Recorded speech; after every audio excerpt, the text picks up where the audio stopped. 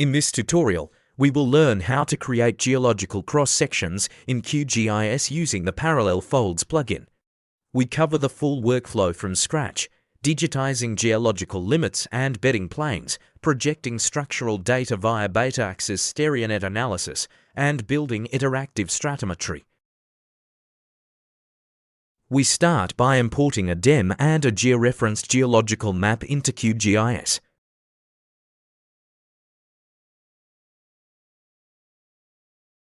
Make sure your coordinate reference system is set to projected coordinates, as metric units are required. Do not use geographic latitude and longitude.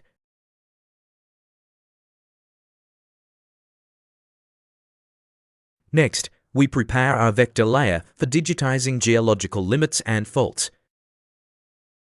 Create a new vector layer with the geometry set to line, multiline, or polygon. Be sure to add a string attribute field named unit to store the names of your formations or geological limits. Now, let's create the section trace. Create a new line vector layer.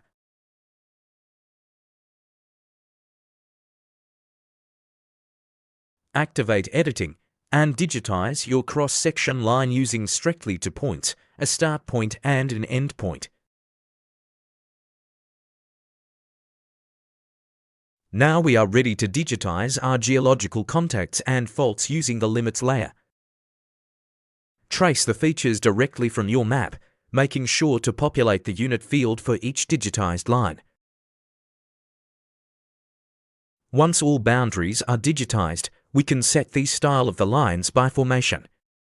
Open the layer properties for the limits layer, go to symbology, change the renderer to categorized, and classify using the unit field.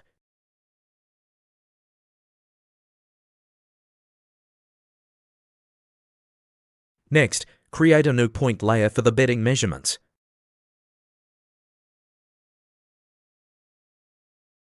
Add two integer attribute fields named strike and dip to store your structural orientation data.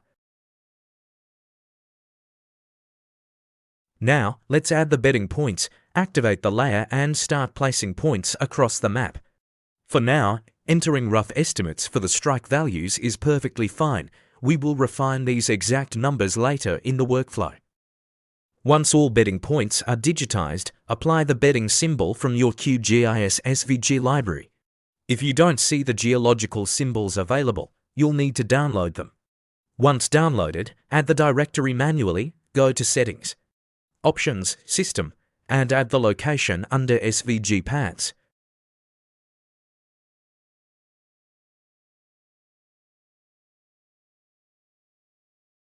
To apply the symbol, open Layer Properties and navigate to Symbology. Change the symbol layer type from Simple Marker to SVG Marker and select your bedding icon.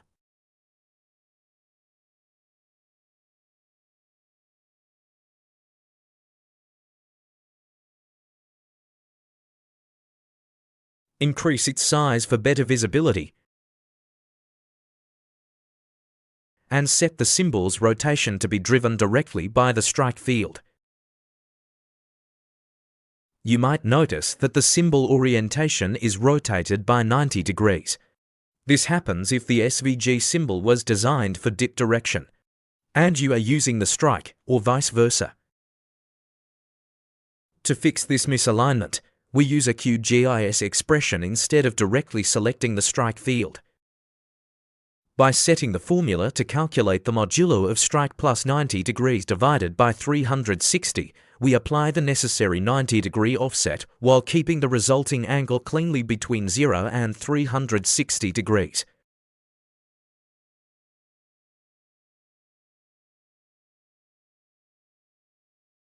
Now, using the Identify Features tool, we can click on each bedding point and manually update its strike value to match the exact measurement shown on the geological map.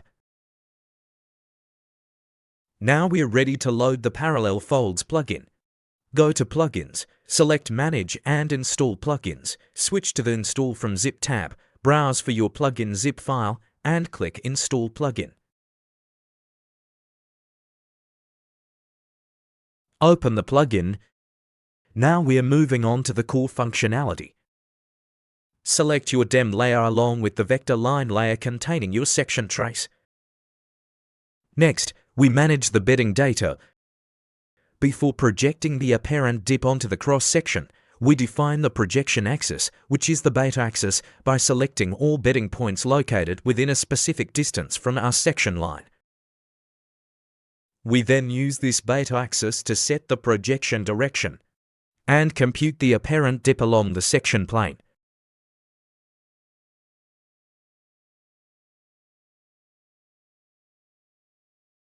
Next, we compute the intersection points between our geological limits and the cross-section trace. Then, we project the geological traces onto the cross-section, in this case, using the same projection direction as the bedding data.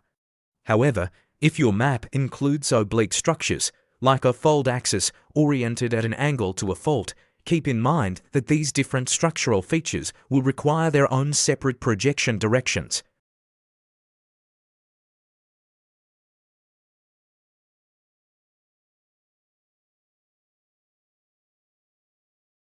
We now move on to constructing the fold profile itself.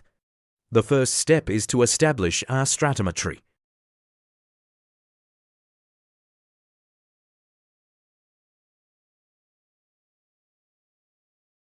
Now we reach the core phase, digitizing the fold profile.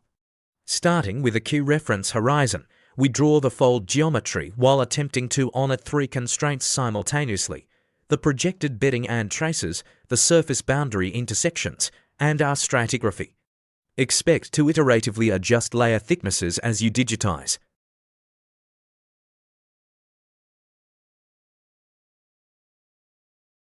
To make the strata permanent, click the Save Layer to Project button. Next, we draw a fault line.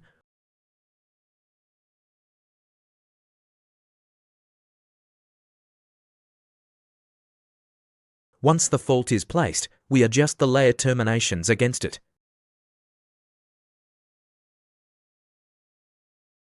Finally, we can save our project, load a previously saved one whenever needed, or export the completed cross-section in SVG format for further graphical refinement.